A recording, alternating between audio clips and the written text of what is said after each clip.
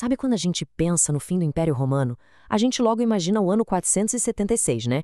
Mas e se um pedaço de Roma tivesse, na verdade, sobrevivido na Itália por quase 300 anos a mais?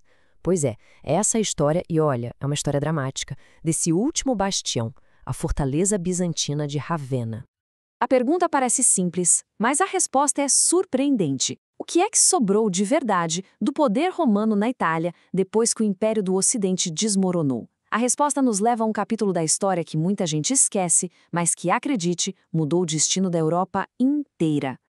Então, o nosso roteiro aqui é o seguinte: a gente vai começar com o retorno de Roma, que foi bem rápido, depois a gente vê a onda de choque com a chegada dos lombardos, aí vamos entender o que era essa tal de Ravenna, esse estado-fortaleza, vamos passar também por um poder que vivia sitiado, pela queda que era inevitável e, claro, pelo legado incrível que tudo isso deixou. Vamos nessa! Para entender essa história toda, a gente tem que voltar para a ambição de um homem só, o imperador Justiniano lá de Constantinopla. Ele tinha um sonho, e que sonho, hein? Restaurar a antiga glória de Roma. E a peça-chave, o centro de tudo isso, era, claro, reconquistar a Itália. Vamos dar uma olhada rápida na linha do tempo para a gente se situar? Primeiro, em 476, o Império do Ocidente cai e Ravenna vira capital de reis bárbaros. Depois, em 493, os ostrogodos se estabelecem de vez na Itália. Mas, como a gente falou, Justiniano não aceitava isso de jeito nenhum. Então, depois de uma guerra, sangrenta, que durou quase 20 anos, em 554, o general dele, Narses, finalmente consegue. A Itália é reconquistada. A bandeira de Roma, de novo, tremulava por lá. Só que tinha um porém aí. Um problema gigantesco, na verdade. Essa vitória teve um custo terrível.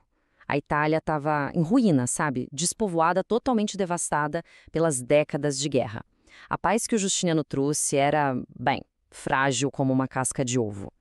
E essa paz tão frágil, pois é, ela se quebrou. E muito mais rápido do que qualquer um poderia imaginar.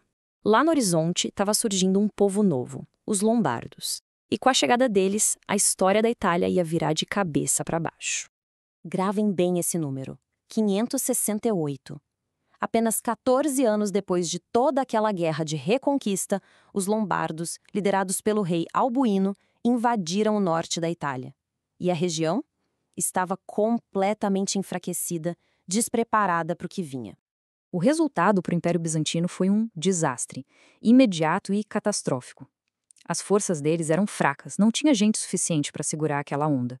O controle do Império então simplesmente se desfez. A península se quebrou num monte de pedacinhos isolados, um verdadeiro mosaico. E essa fratura criou um mapa político completamente novo na Itália. Imagina só, os bizantinos foram jogados para o litoral, se segurando como podiam em algumas faixas costeiras, como Ravenna, Roma e Nápoles. Enquanto isso, os lombardos, eles pegaram o filé mignon, o interior, o coração agrícola e estratégico da península. O grande sonho do Justiniano tinha virado pó. Com esse cenário de crise total, a coisa era bem simples. Ou se adaptava, ou já era. Os bizantinos precisavam urgentemente de um novo jeito de governar. Uma solução pensada, forjada, para um estado de guerra que parecia que não ia acabar nunca mais.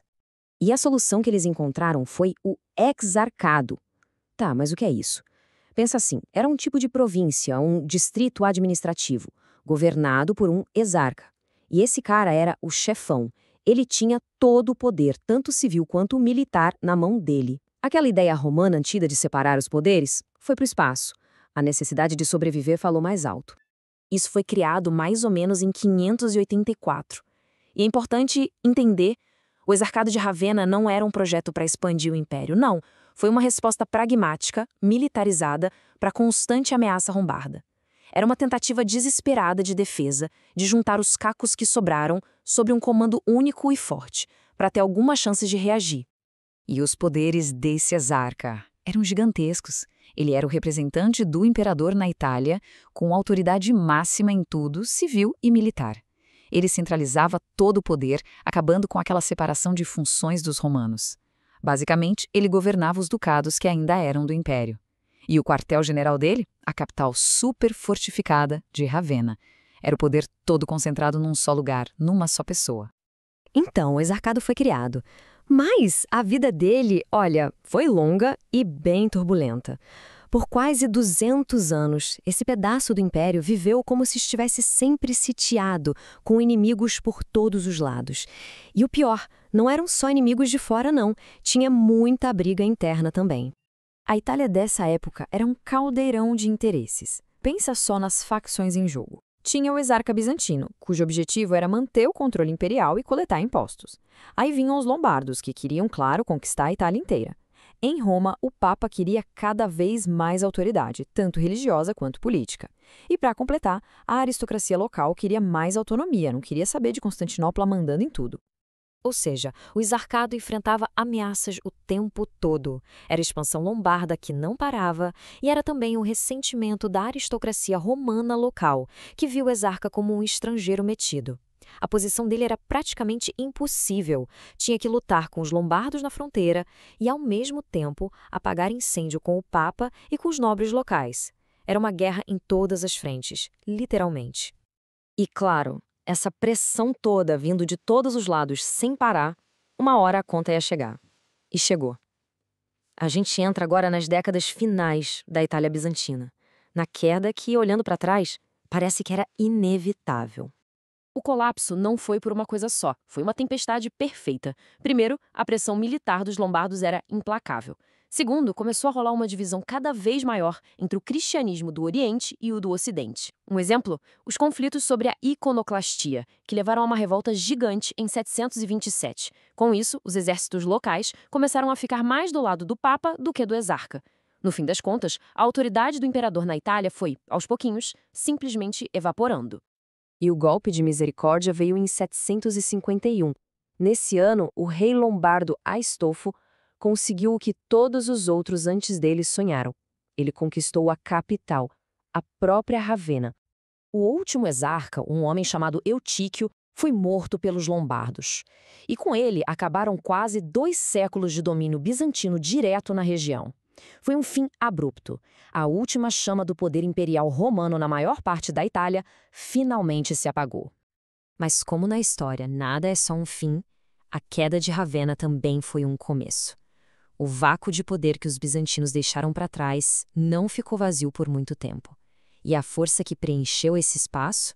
Bem, ela ia redesenhar o mapa da Europa para sempre. O que aconteceu foi um verdadeiro efeito dominó.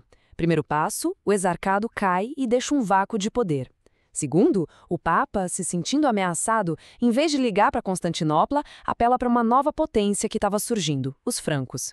Terceiro passo, os francos chegam, derrotam os lombardos e o rei deles, Pepino Breve, faz uma coisa histórica. Ele doa as terras do antigo exarcado direto para o Papa. E aí, quarto passo, essa doação de Pepino é um marco zero, o início dos estados papais, o reino do Papa aqui na Terra. Então, esse é o grande legado. A queda de Ravenna foi o prego no caixão do sonho bizantino de um império romano reunificado.